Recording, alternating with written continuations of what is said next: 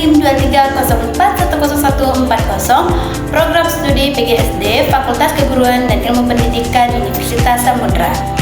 Di hari ini kita akan membahas tentang strategi pembelajaran PKN yang inovatif dan integratif di era budaya digital.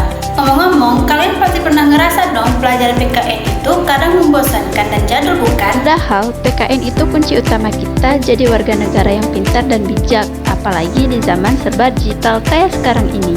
Yuk kita bongkar rahasia bagaimana buat PKN jadi super keren, seru dan relevan untuk semua usia. Di era digital ini, segala informasi bisa masuk dengan cepat banget nih ke gadget kita. Tinggal klik, semuanya langsung muncul. Tapi di balik itu semua ada tantangan yang besar, seperti yang pertama yaitu hoax alias berita bohong yang mudah menyebar. Yang kedua ada cyberbullying yang bisa merugikan banyak orang. Dan yang ketiga yaitu perpecahan dan konflik melalui media sosial. Dengan demikian, PKN ini harus bisa jadi senjata ampuh untuk kita supaya tetap cerdas dan sadar nilai-nilai Pancasila. Jadi intinya PKN harus inovatif, yaitu pakai cara belajar baru yang asik dan kekinian, dan juga integratif, yaitu nyambung sama isu-isu yang lagi viral dan kehidupan sehari-hari kita. Strategi inovatif yang pertama, kita bisa pakai gamifikasi. Apa sih gamifikasi itu? Bayangin nih, ulangan PKN kita yang biasanya bikin deg-degan diubah jadi kuis interaktif yang penuh warna dan musik keren. Atau bisa juga membuat game edukasi sederhana yang mengajarkan nilai-nilai Pancasila dengan menyenangkan. Strategi yang kedua, kita bisa jadi konten kreator, karena pembelajaran PKN sekarang nggak cuma dengerin gurunya ngomong atau catat-catat doang. Kita bisa berkreasi, misalnya yaitu membuat video pendek tentang pentingnya kebersihan lingkungan, membuat infografis keren tentang hak anak dan keberagaman, dan membuat podcast diskusi tentang isu kebijakan publik yang lagi hits.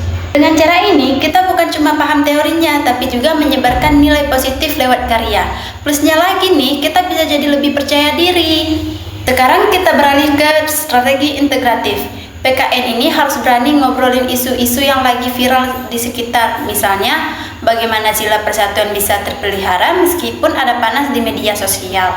Kemudian ada bagaimana sila keadilan yang berlaku saat membahas kasus scam atau penipuan online. Selanjutnya kita bisa melakukan pembelajaran berbasis proyek. Daripada sekedar hafalin materi, mending kita langsung praktik, bukan, biar lebih jelas. Misalnya, mahasiswa bisa membuat sistem pelaporan hoaks untuk warga sekitar.